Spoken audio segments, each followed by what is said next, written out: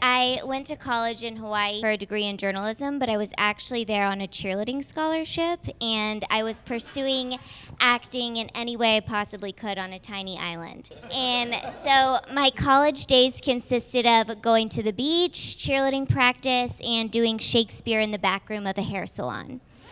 There was very little time for hard-hitting news. Also, when I went to Hawaii, I had dreams of becoming a broadcast journalist, but I quickly realized that nobody was going to buy the hard-hitting news from someone who looked 16 and sounded 5. Much different from how I come off now. My mom suggested that I do Disney or Nickelodeon news, so I realized that if I wanted anything to happen in my life, I needed to get off of this island and get away from these idiot cheerleaders and move to Los Angeles, where I could be surrounded by the intelligent actors. So I decided to graduate a semester early. When I was a kid, I was really good at school until I realized that I had a fairly decent memory. So I started memorizing just enough to get by for the test, and then I would forget everything afterwards. So I'm not saying that I'm stupid, but I don't know much. And in Hawaii, there were 8 graduating seniors that were graduating from the journalism department the year I decided I was going to leave early. And we were all very much encouraged to be members of the Kalamalama University school paper. We were supposed to be editors on the paper. And 7 of the 8 seniors were editors. I was the 8th who was not. I contributed the bare minimum to get by. I wrote 2 stories, one where I wrote it about birds. I sat on my balcony and observed birds and then wrote my thoughts about it. And the other one, I interviewed my cheerleading coach, and he let me make up the whole article because it was national season, and he was too busy helping us with choreographed routines that could lead to lifelong careers, as opposed to school projects that would lead to nothing. That was a direct quote from him. And so when I decided to graduate early, the only problem was that the thesis class wasn't offered until the second semester, and you had to take that to graduate. And I didn't want to stay in Hawaii for one class because I didn't want to have all that free time in Hawaii. So I marched into the dean of the journalism department, Larry Ledoux, and I told him, "You are the best teacher I have ever had, and you've been so inspiring, and all I want to do is move to Los Angeles as soon as I can so I can share with the world everything you taught me. So if I could just take this class solo via email, the world would be a better place." He agreed, so I had to send in my papers via email on certain dates that we came up with, and I had 2 papers and then the 20-page thesis paper. So I wrote the first paper and emailed it on the date, and then I didn't have time to write the second paper because I was trying to get my toe touch higher to be in the front row of the cheerleading routine. And so I didn't know what to do because I couldn't ask him for an extension. He was already hooking me up.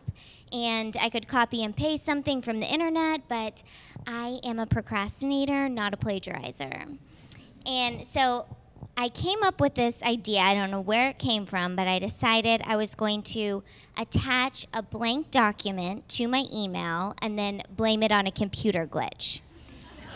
So when Larry realized a week later I would have a self-given week extension to write the paper. So I did this. I attached a blank document, emailed it, went back to cheerleading practice, and then 2 days later, I got an email from Larry, and it said that I got a B+ on my paper, on my blank document. I mean, thank God I didn't write it, right? So this got me thinking, I mean, could lightning strike twice? Could I do this again? And then I was like, no, I can't do that with a 20-page paper. That's ridiculous. And then I really wanted to do this play, and I had to curate a game, so I just attached the 20-page paper as a blank document and emailed it to Larry. And then I packed up all of my belongings, assuming that I had graduated. And before coming to Los Angeles, I went back to Texas to celebrate the holidays with my family. And my mom was so thrilled that I had graduated a semester early because she could brag to all of her friends that I was super smart and had finished early. Little did she know I wasn't doing anything.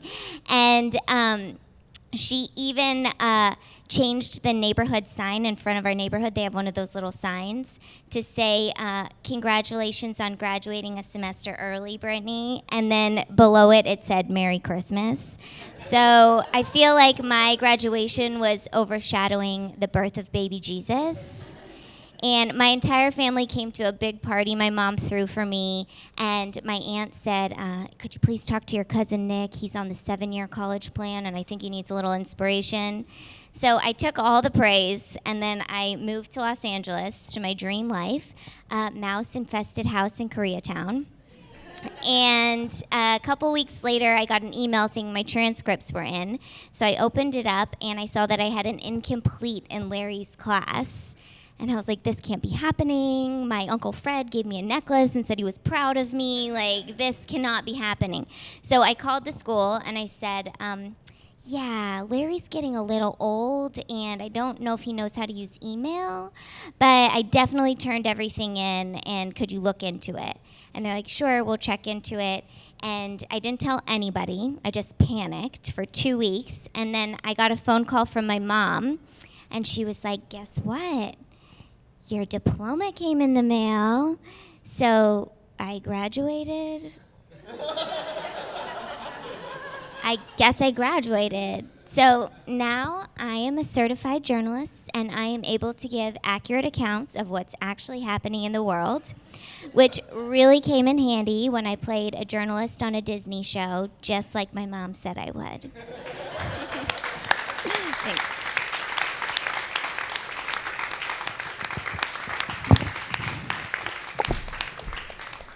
Brittany Ross, ladies and gentlemen.